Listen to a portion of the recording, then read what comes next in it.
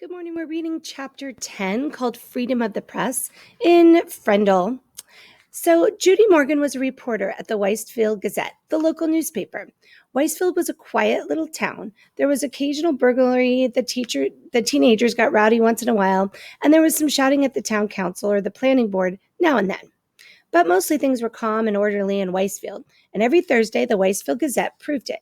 Ted Bell sold advertisements for the paper, and he had a daughter in fourth grade at Lincoln Elementary. He told Judy that a bunch of fifth graders were making trouble and were not obeying the teachers anymore, that there was something about a secret code word they were all using.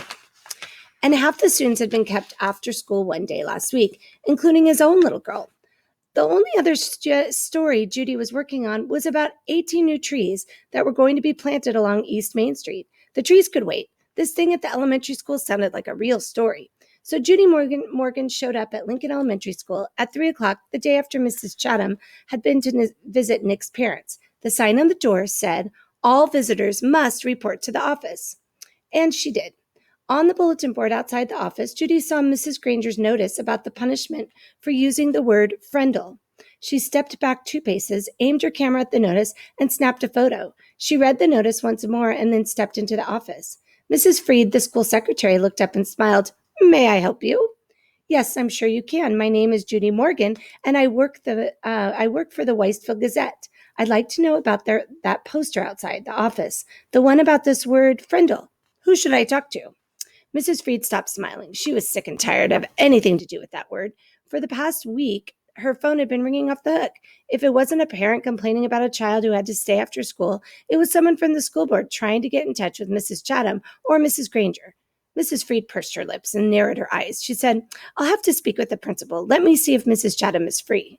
She was. There isn't a principal alive who won't find the time to talk to someone from the local newspaper.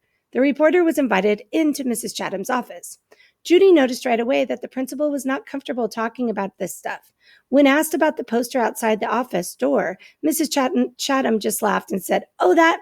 It's nothing really. Some kids have been playing a prank, and it was time to put it stop to it." The principal's laugh sounded phony to Judy Morgan. "And did that notice put an end to the prank? I heard that a lot of children were kept after school last week. Would you tell me a little bit about that? Parents would like to know what's going on." Mrs. Chatham looked like a kid who had been sent to the principal's office. She squirmed a little in her chair and tried to smile. She said, "Well, we do still have a little problem, but it's under control. Mrs. Granger may have overreacted a bit. I don't think the children have really been trying to be disrespectful. They are just having some fun, and it's more like a difference of opinion." And then Mrs. Chatham went on to tell the reporter that she knew about the word "frendel" and how it had become popular among the students. Judy Morgan took careful notes.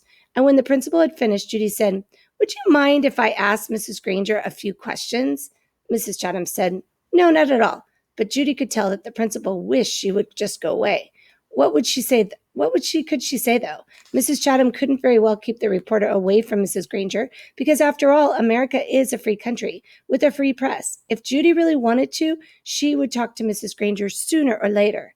It was sooner in 3 minutes. Judy Morgan was standing at the doorway of room 12, looking in at Mrs. Granger. There were about 15 children sitting at desks scattered around the room, busy writing out their 100 sentences. She knocked, and the teacher and students looked up from their work.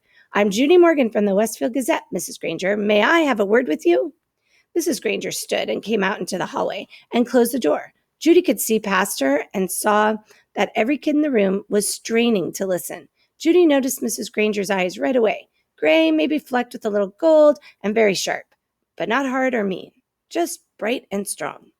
The reporter didn't waste words. "So I hear that you plan to stop the students from using their new word. How goes the battle?" Mrs. Granger did not smile, and her eyes got even brighter. "First of all, it is not a battle. I am merely helping my students to see that this foolishness should stop. Such a waste of time and thought. There is no reason to invent a new and useless word. They should each learn to use the words we already have. But of course, all this is just a silly fad, and when you add an E to fad, you get fade. And I predict that this fad will fade." Judy looked up from her notepad and asked, "Any idea how it all got started?" Mrs. Granger's eyes seemed to almost catch on fire at that question. She said, "Yes, I have a very good idea how it all got started. It was one young man's idea, a fifth-grade student named Nicholas Allen. And now you have to excuse me, Mrs. Morgan, for I have papers I must grade. And with a brief, firm handshake, Mrs. Granger ended the interview. The reporter didn't leave right away. She walked back through the hallway and sat on a bench outside the office so she could look over her notes to make sure they made sense. It took her about 5 minutes, then Judy stood up, but put her notebook into her large black purse, waved goodbye to a frowning Mrs. Freed, and headed out the door. As she walked to the parking lot, 5 or 6 kids who had just finished writing their sentences for Mrs. Granger came out another door. Judy walked beside them, listening to them laugh and joke. Then she asked them, "Why do you kids keep saying Frendel? Don't you hate staying after school?" A boy who was almost falling over from the weight of his backpack looked up at her and smiled. "It's not so bad. There's always a bunch of my kid friends there. I've written that sentence 600 times now." And then the kids said Mrs. Granger didn't even look at their punishment papers anymore.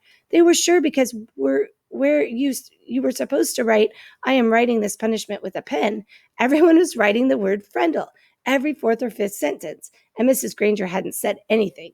One girl bragged that she had written the word Frendel 45 times on her sheets today. She grinned and said, "That's a new record." "And this boy named Nick," Judy asked, "has he had to stay after school too?"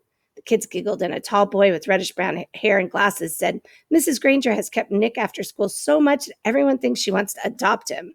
The reporter smiled and said, "Do you think I could find Nick and talk to him this afternoon?" The boy looked at Judy for a second and then said, "I don't think Nick would want to talk to you right now. He might say something stupid and get himself in trouble."